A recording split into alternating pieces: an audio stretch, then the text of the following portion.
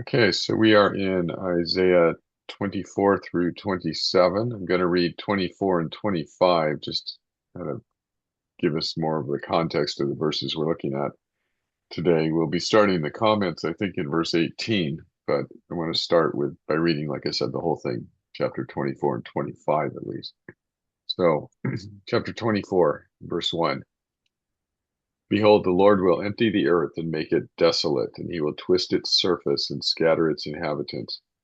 And it shall be as with the people, so with the priest, as with the slave, so with his master, as with the maid, so with her mistress, as with the buyer, so with the seller, as with the lender, so with the borrower, as with the creditor, so with the debtor.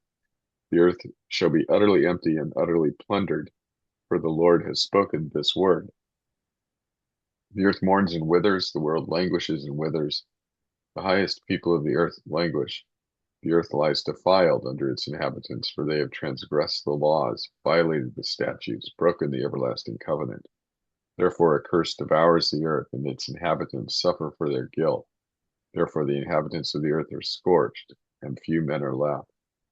The wine mourns, the vine languishes, all the merry-hearted sigh. The mirth of the tambourines is stilled, the noise of the jubilant has ceased, the mirth of the lyres stilled. No more do they drink wine with singing. Strong drink is bitter to those who drink it.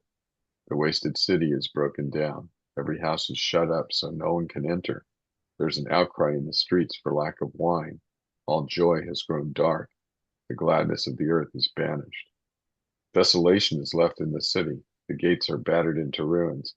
For thus it shall be in the midst of the earth among the nations, as when an olive tree is beaten, as at the gleaning when the grape harvest is done.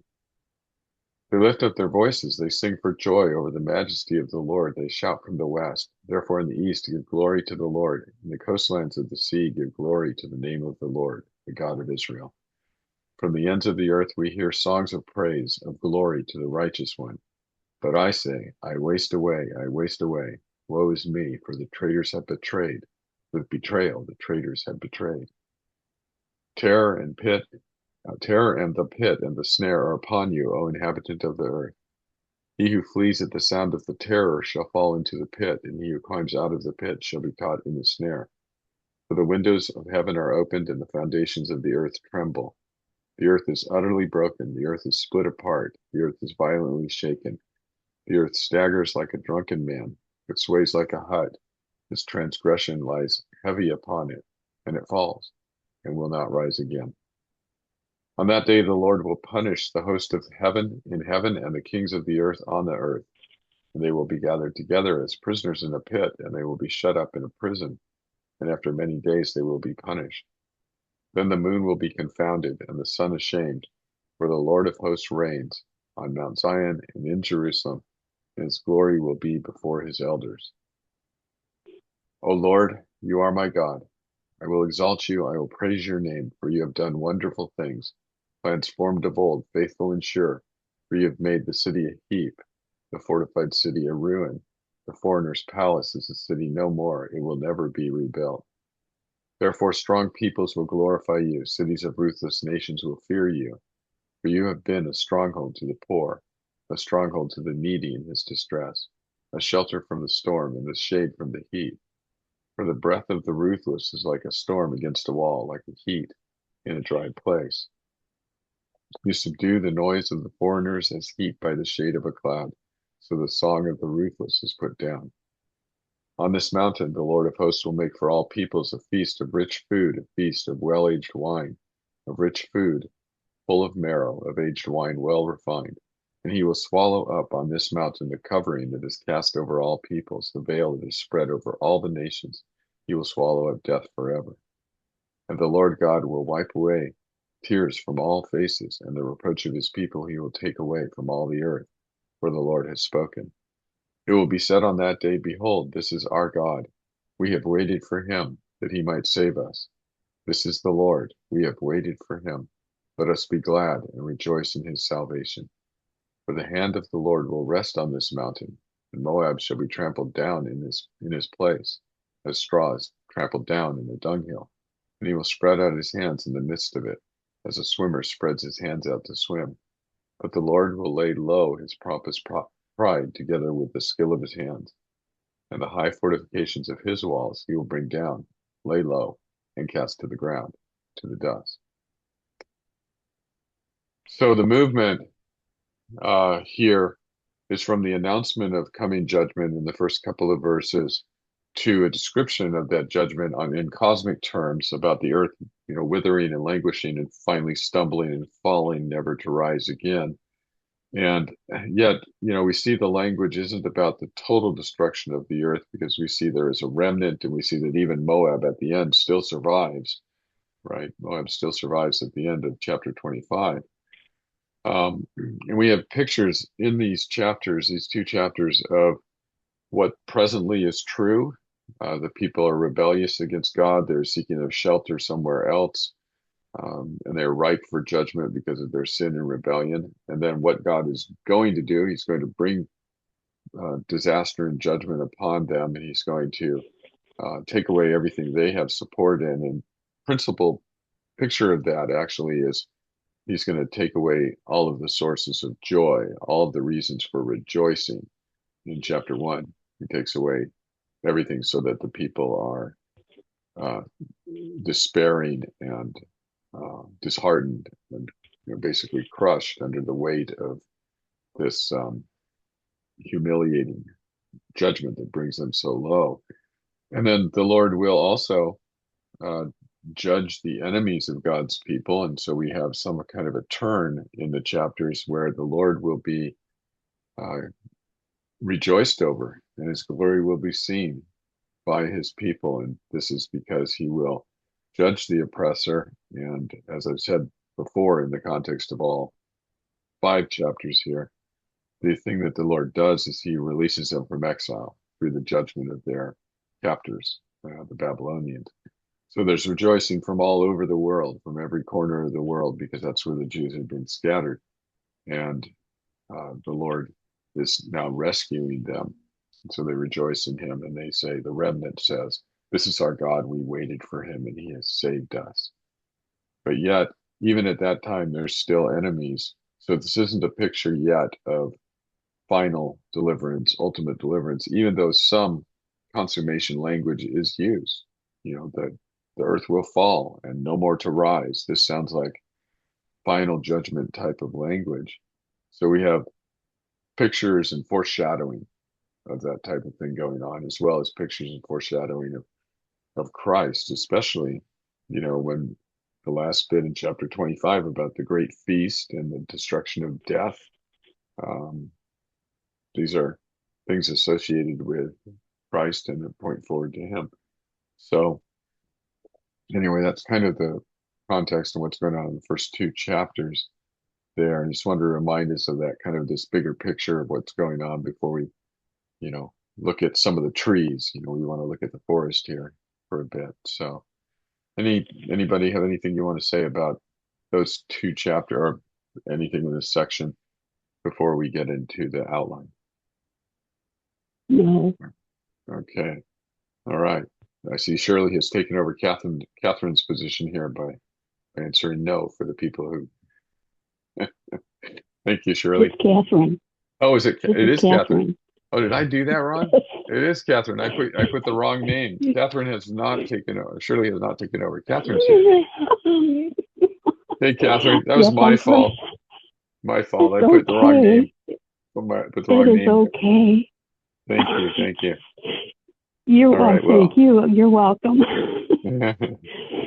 All right. All righty. That makes more sense. Usually, if one of you two is going to be absent, it's usually Shirley. So that makes more sense here. Alicia.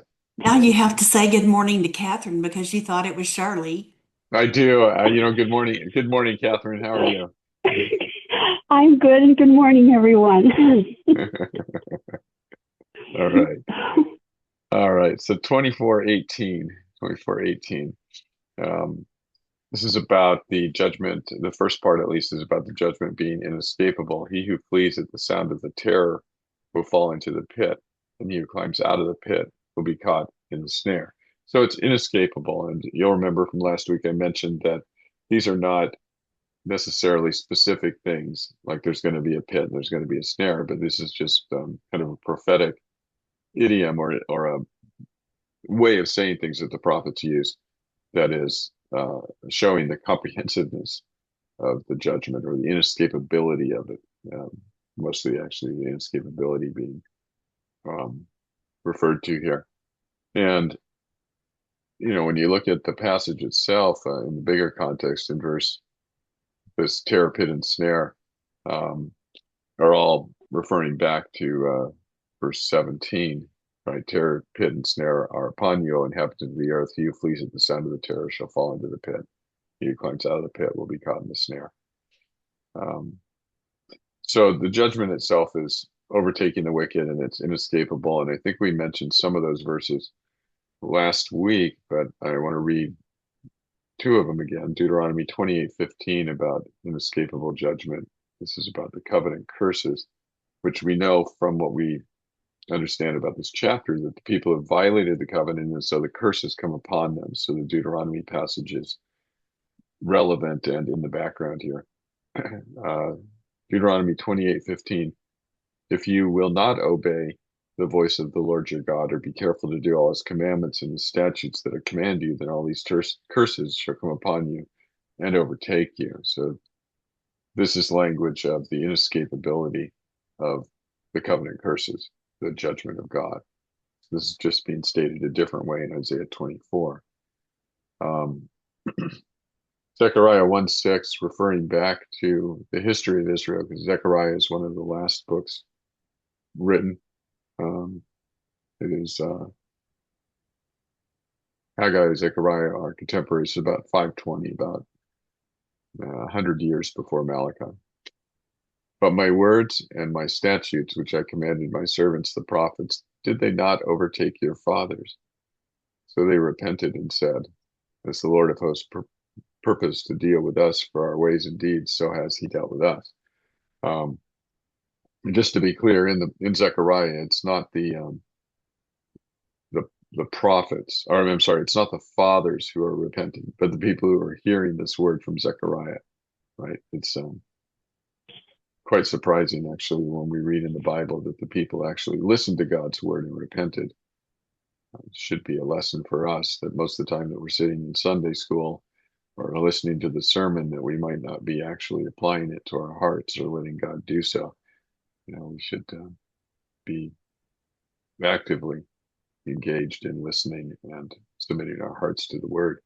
But verse 6 there, Zechariah 1, my words and my statutes, which I commanded my servants, the prophets, did they not overtake your fathers? So in the next section in Isaiah, we're going to see something where God gives a word to the people. They refuse to listen to it. And God tells Isaiah, write this down as a witness against them. And what he means is that in future days, they're going to see this word and it will um, they will realize that this is why judgment has come upon them, because they failed to keep this word.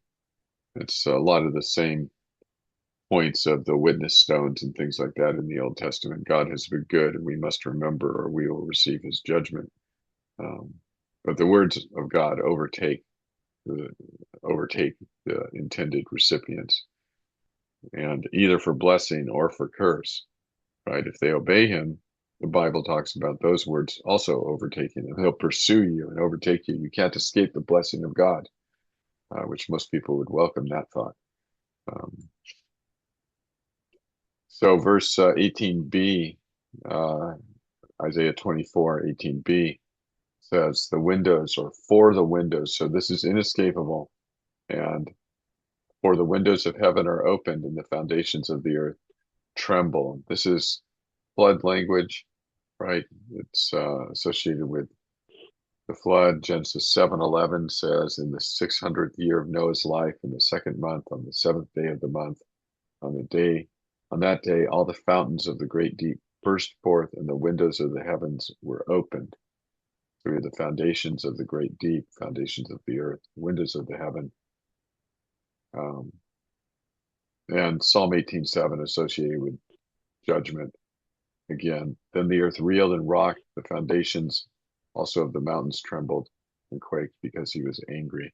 This type of earth trembling, earthquake type stuff is also associated with God coming, a theophany, when God comes and visits his people. And sometimes it's not explicit judgment, sometimes it's just God's presence in all of his glory, like when the Lord comes down on Zion or on Sinai to deliver the Ten Commandments. There is an earthquake and things like that. Um, but this is, I believe, in Isaiah 24, it's using flood language to not just say it's just it's a judgment that's coming upon you. That point's already been made. But I think to underscore how wicked the people are. In the flood, we're told that it was every thought and inclination of everybody's hearts was wicked continually all the time. There's a lot of emphasis on the total depth of the depravity. Uh, so I think what we're being told here, one of the things we're being told here is by associating this judgment with the judgment of the flood, this means that the people who are being judged are, just as terribly sinful as those people at the flood and should be destroyed. But God doesn't destroy them. He's going to keep a remnant and he's actually going to rescue them.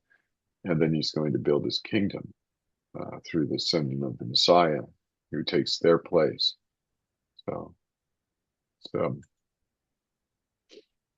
so verses,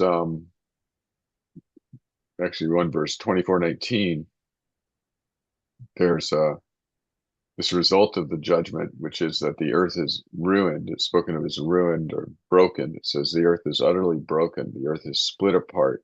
The earth is violently shaken. So you have the earthquake again. Instability, right? The earth is shaken. It's unstable. The earth is utterly broken. I found that interesting because if you look at 24:5, chapter 24:5, you see that the people have broken. They've transgressed the laws, the covenant. And so they've broken the covenant. And then in 24:10,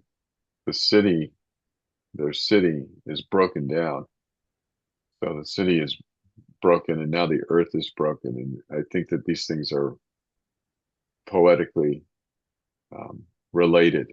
It's just that God breaks their city and that the earth or the land is broken because they have broken the agreement with God, the covenant. So there's a parody of, things there. Um, and then verse 20, you've got three things going on in verse 20. You have a description of the judgment where the earth is swaying and reeling like a drunk. You have the reason for judgment, which is that transgression of the people, their guilt. And you have the result, a negative result, where the earth falls and will not recover. So that verse 24:20, the earth staggers like a drunken man. It sways like a hut. Its transgression lies heavy upon it, and it falls and will not rise again. And so before we get to my other comments in the outline, I was thinking that this is reminiscent of, I believe it's Isaiah 5.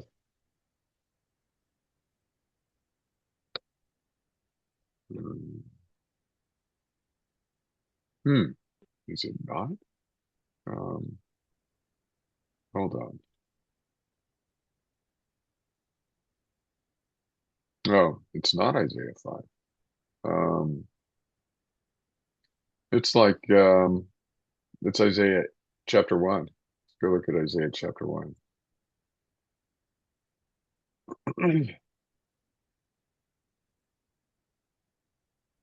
The vision of Isaiah the son of Amos, which he saw concerning Judah and Jerusalem in the days of Uzziah, Jotham, Ahaz, and Hezekiah, kings of Judah. The reason I'm going to chapter 1 is because of the reference in 24:20 of the earth as being like a hut that has this great transgression that lies heavy on it.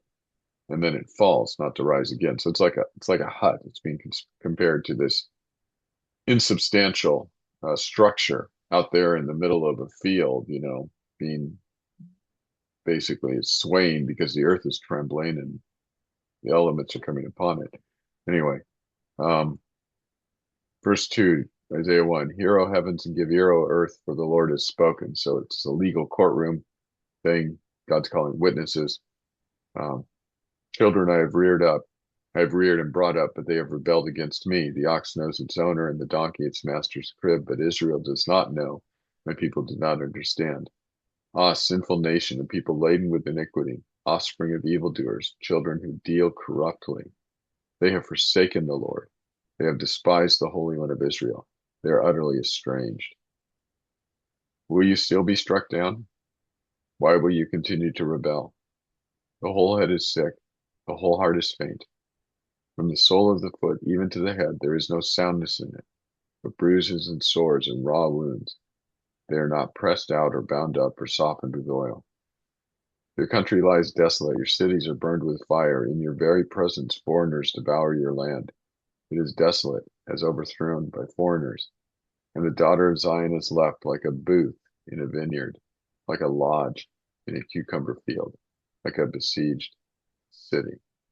So the image of Jerusalem as kind of a booth, a little hut out there in the cucumber field, this insubstantial building that's going to fall down, is the description of what's actually happening to them because of their transgressions and because of their sin. The Lord is bringing the Assyrian army into their land, and the country has actually been made desolate and cities burned with fire, as verse 7 talks about, and other literal descriptions of what this warfare, this advancement of Assyria has done to them. But when we get to chapter 24, it's talking about a it is still talking about the physical Assyrian advancement, but the emphasis of chapters 24 through 28 or through 27 rather, are on the spiritual condition of the people and their sin and the judgment that that condition brings, and the um, restoration of those people through God's renewing them, actually giving them a new heart, so that they might follow him. So anyway, I just noticed the hut thing and I thought, that's, I saw that earlier in Isaiah. Thought it was chapter 5, but it's here, chapter 1. And it talks, so back to 24:20. I'll read the verse again. The earth staggers like a drunken man. That's going to come up again in the next major section of Isaiah. It's staggering like a drunken man. It sways like a hut. Its transgression lies heavy upon it, and it falls and will not rise again. So we know that the transgression of the earth, the transgression of the land, is the transgression of its inhabitants from the earlier part of chapter 24, where they've broken the covenant and the transgression lies heavy upon them. And it says that they won't rise again. When it falls, when the earth falls, it will not rise again. And I don't know what your thoughts are about that. Like, how do you receive that? Is that a scary, terrible thing, or is that a good thing? Um, I, I, I have gone back and forth in my life on reading passages of judgment as either terrifying or welcome. Um, don't we would certainly welcome the fall of the wicked kingdom, right? Yes. Yeah, but we might not want to go through the inconvenience and uncomfortable times that would make necessary that we go through. Yes. So, True. so I think one response, this is great, is because we prize the Lord and his glory. And the other response, I'm not looking forward to anything like this. This is terrible. Is because we like personal comfort, so making it all about Mm-hmm. us. Um, so it's just interesting that as I read passages of judgment and I notice my response to it, what it says about my priorities. Um, so, so regarding the falling and not getting up, there's a passage in Proverbs 24:16 um, says, the righteous falls 7 times and rises again, but the wicked stumble in times of calamity. Well, it doesn't say they stumble and fall down and don't get up. That's the implication there. The the righteous falls, but he gets back up because the Lord lifts him up. But the wicked fall never to rise. And so this is and seven is being used here just like it is in most places in the Bible, not as a counting number, but as a picture of completeness. God completed all his work in 7 days. So picture of completeness. So the righteous could fall, 100 times, or could fall completely and yet still be restored. And that is very, very comforting Mm-hmm. for that. Um, and the righteous, or I'm sorry, the passage there about the wicked, the world, it falls and will not rise again. And of course, it falls and will not rise again unless sin is atoned for, unless sin is atoned for. And you have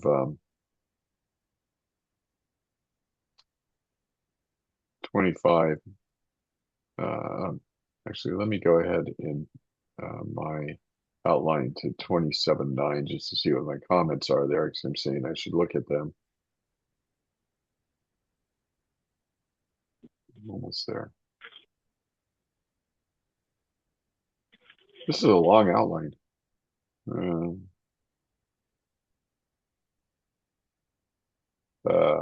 Almost there. I'm at 27:6 now. Uh, 27:9. There it is. All right, 27:9. I remember that verse. It's the one about the removal of idols. It says, therefore by this the guilt of Jacob will be atoned for, and this will be the full fruit of the removal of his sin, when he makes all the stones of the altars like chalk stones, crushed to pieces. No asherim or incense altars will remain standing. So because they are his people, because the Lord has promised to save them, and he will, in Isaiah, save a remnant, and which is a picture of God saving people, saving us. Because he has made this promise, he will atone for their sin. And so they might fall, but not completely, unless if the Lord atones for their sin. And the proof that they've been atoned for is and that they've been saved is that their behavior will change. They will stop serving idols, which is the main issue in the book of Isaiah, and probably I would argue in the whole Bible, is the serving of other gods. That's why it's the first commandment. You shall have no other gods before me. Um, so they've been serving other gods. They've been putting their hope in other things, and they will fall unless the Lord atones for them. Um, I guess that was my whole comment on that. Now I got to get back to Okay, where I was. Yeah, Susan, I think that was. Catherine. Catherine. It's Catherine again. Uh, Maybe I should say, this is Catherine. no, I just, it's It's just, it's okay. I'm just me. kidding you. My Yeah, out, I'm just teasing you, taking advantage of you. You're good. Your good yeah, grace. yeah, Anyway, I want to keep you where you are right now, which was in Isaiah 27. And the reason I asked you if you would stay there for a moment is because of what you've just defined for us in Isaiah 27:9 in relation right. to 24. Um, I'm looking at verse 8 of Isaiah 27. Yeah, where it says in verse 8, thou didst contend with them by banishing them, by driving them away. With his fierce wind, he has expelled them on the day of the east wind. And then verse 9, you've already read. Is it correct to say, starting with verse 8, he exiled them. He drove them away by exiling them. And in verse 9, which you've already read in chapter 27, and now they've atoned for that during their exile for their sin. Would that be correct? Yeah, their exile has been, the Lord exiled them, right? And as you said, exiled them because of their sin. And the Lord has atoned for their sin. And the proof of that, that they have been atoned for, or that he has made them his people, is that they throw away their idols. Yeah, basically. Yes, all right. Thank you. And Thank you. yeah. So, and this, chapter 27 here is the last chapter in this whole section, right? 24 through 27. And the main problem being dealt with in the whole section 24 to 27, you can see, is exile. And the main solution to that is atonement and return. This is the key verse here, saying that the characteristic of all of the judgment previous was to send the people into exile for their sin. And now the Lord, and verse 7 there is important in 27:7. Has he struck them as he struck those who struck them? Or have they been slain as their slayers were slain? This is a really interesting passage because the answer is no, right? The world, the earth, stumbles and falls and they don't rise again. But God's people, even if they're slain, are resurrected to be with him. So does he slay them as the others were slain? No, he doesn't. Does he strike them as as he struck Assyria and Babylon? No. They went into exile. The people of God go into exile. But the purpose of sending them into exile is so that they can be purified and atoned for and restored. But the judgment on the other people is not for restoration. It's so so basically there's punitive judgment, and then there's judgment which corrects, corrective judgment, and it's the latter. So so this verse is looking back and saying, if you look at what's happened, you'll see that God's plan was always to make this atonement, to show you the depth of your sin, make you realize, bring you to him, atone for your sin, make you his people. And so I'm sure everybody's already thought about this, but just so I can bring it up, and this whole thing is a microcosm of the pattern of the entire Bible, where Adam and Eve are sent into exile for their sin and transgression, driven out of the garden. And the whole movement of the Bible is to go from that garden to the garden city in Revelation 21 and 22, the new heavens and new earth, the new Jerusalem, where there's the tree of life and the river, and where people can dwell with God with no sin. And so it goes from one garden to the other garden, and Adam and Eve are exiled because of their sin. And how do we get to the other garden? God atones for that sin, and he brings his people into the garden. So what we see here in God's dealing with his people in this period that Isaiah is talking about is just a microcosm, a smaller example of the whole storyline of the Bible. What is God doing in history? He's doing that. He's exiled his people. He's atoning for their sin. He's restoring them, and he's going to bring them to the heavenly city.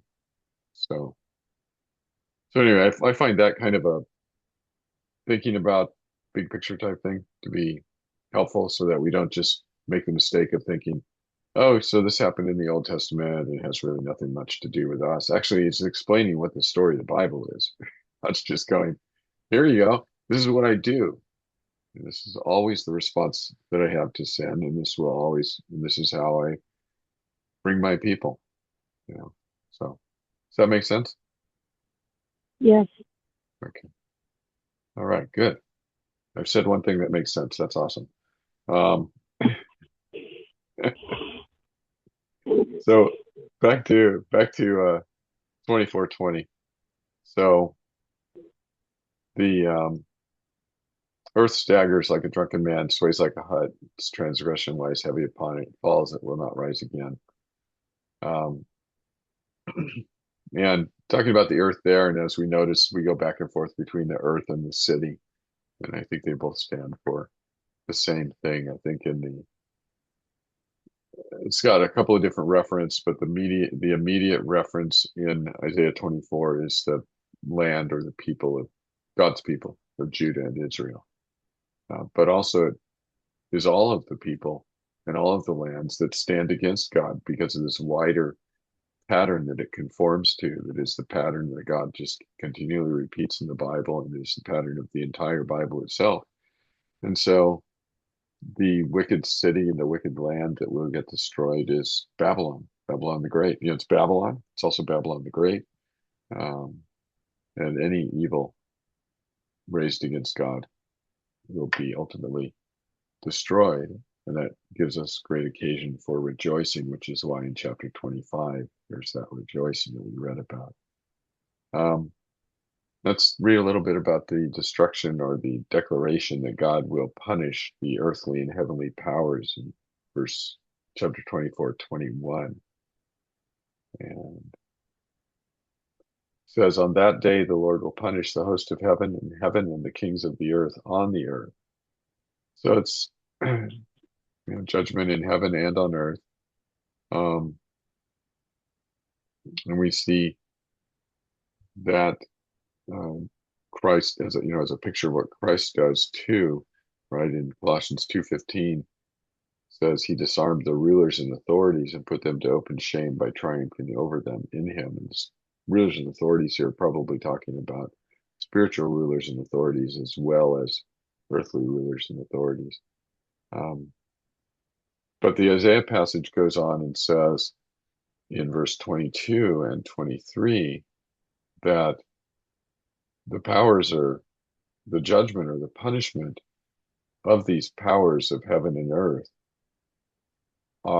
is that they will be basically bound and held over for judgment. And that the heavenly bodies is described, the description of the judgment is that the heavenly bodies will hide their lights, right, in shame, which is a picture, it is a prophetic idiom used a lot. You've seen it a couple of other times.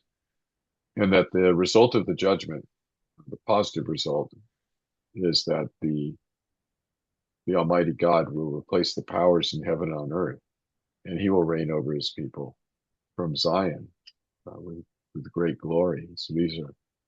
So 21 through 23. On that day, the Lord will punish the host of heaven and the kings of the earth on the earth, and they will be gathered together as prisoners in a pit. They will be shut up in a prison, and after many days, they will be punished.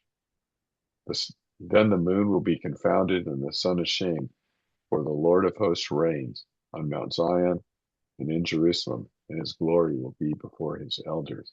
So we have the basically binding of these powers, holding over for judgment. The Lord ascends Mount Zion and takes the throne, replacing them, these heavenly and earthly powers, as the king over his people, and in some kind of a public way. And they rejoice in that, and they see his glory. But during this period of time when he's reigning, these powers are incarcerated, but they are not yet, they have not yet got final judgment or full punishment. And I think that's what's going on here in these passages. It's interesting. to look at we look at 22 again. They, that is the powers, the heavenly powers and the earthly powers, um, says the host of heaven in heaven and the kings of earth on the earth. So those are kings of earth, are not just kings, but any kind of authority raised against God. They will be gathered together as prisoners in a pit, and they will be shut up in a prison. And after many days, they will be punished. So we have captured, put in a pit, and then sometime later punished. And so we see the same thing in Second Peter 4, or Second Peter 2, 4 to 10. Second Peter 2, 4 to 10. For if God did not spare angels when they sinned, but cast them into hell and committed them to chains of gloomy darkness to be kept until the judgment. If he did not spare the ancient world, but preserved Noah, the herald of righteousness, with 7 others, when he brought a flood upon the world of the ungodly, if by turning the cities of Sodom and Gomorrah to ashes, he condemned them to extinction, making them an example of what is going to happen to the ungodly, and if he rescued righteous Lot, greatly distressed by the sensual conduct of the wicked, for as that righteous man lived among them day after day, he was tormenting his righteous soul over the lawless deeds that he saw and heard. Then the Lord knows how to rescue the godly from trials and to keep the unrighteous under punishment until the day of judgment, and especially those who indulge in the lust of defiling passion and despise authority. So this passage talks about, and I want to just focus on the verse 4 and verse 9. To verse 4, the angels who sinned were cast into hell and committed to chains of gloomy darkness to be kept until the judgment. So they're being held over for judgment in hell. And that's how verse 9 picks up that theme. God knows how to keep the unrighteous under punishment until the day of judgment. If we think about the angels who sinned, so the demons, they were cast into hell and committed to chains of gloomy darkness to be kept until the judgment. When did that happen? Well, probably way back when they sinned. Um, but they were certainly active on this earth. It wasn't like God just caught some of them and threw them into hell. They were all in chains of gloomy darkness in hell, in the image, right? I mean, it's obviously an image. These are spirits. You cannot catch them with a chain. Um, so they're active, right? We know they're active. They were active in the first century. They're active today. Um, and so what does it mean that they're captured, thrown in a pit, and held over for judgment? It means a couple of things. The first one is that they are restrained in their ability to do what they intend. They cannot accomplish their goal. God restrains them, prevents them from doing that. And they will certainly be judged finally, final punishment. And then at that point, their activity will not affect God's people at all. So, yeah, So Don, what can they do while they are bound up? what can they do? Yeah. Uh, well, Satan can wander around like a lion and looking to devour people, which means, you know, he can send deceiving spirits to try to trick people. He can inspire false teachers, things like that. There's counterfeit miracles that uh, the devil is allowed to perform in some instances. Um, so, the real question then is, what can't he do? Well, he can't be successful. That would be the he won't take the day. He doesn't win. His plans will all be foiled and reversed. All of his work will be undone. It will be all in vain, and it will only serve to glorify God more and strengthen God's people. So he can't do anything that will, there's not one thing he can do that can contribute to the end that he wants, because that end will never be realized. So, so when you put it like that, you think that's miserable. It's just got to be a terrible thing. Rather frustrating. Yeah, yeah. Doesn't matter what move he makes on the chessboard, he's still going to lose. Um, um, so, so the Lord takes out Assyria, takes out Babylon, right? But the nations are still a problem for God's people. It's not like they never have a problem with the nations ever again, but the nations will ultimately not be the victor. The nations will disappear, and God's people will remain standing. Um, so it's a picture of conflict that continues, but the conflict is continuing. But God's people should know that the end result is not up for grabs, and so that should be.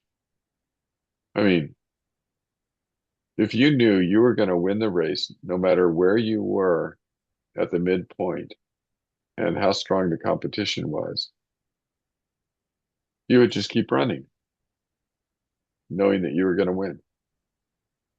Do your best. And that's the point of the passages, I think, is to say, God has got this. It's all taken care of. You will be victorious. But, it's going to be a little bit, it'll be difficult. So Must it's the same. persevere. You must persevere, right? So got one more minute. We'll do a Genesis 3 real quick. Genesis 3:15, I think it is. Um, very first articulation of the gospel. Uh, the Lord says to Satan, I will put enmity between you and the woman, and between your offspring and her offspring. He shall bruise your head, and you shall bruise his heel. So the Lord says here, it's going to be continual hostility between Satan and the seed of the woman, and the offspring of Satan and the offspring of the Messiah. There will be continual enmity, battle, but it's going to end. And while the offspring of the woman will be bruised and hurt, it will not result in death. But the wound to the serpent is an obliterating blow, gets completely killed. So it's the same thing that Isaiah is saying in chapter 24 there with the powers and what Peter says in Second Peter. It's um, the end is sure. The damage that the enemy can do today is limited. God's people will persevere because God is victorious. So this is worth celebrating, I think. No. Yeah. All right, so I think it's a good place to stop. Um, we'll end up in Second Peter again next week, it looks like. Um, but all right. Uh, Anybody have anything you want to add before we close today? No. Okay. Okay then.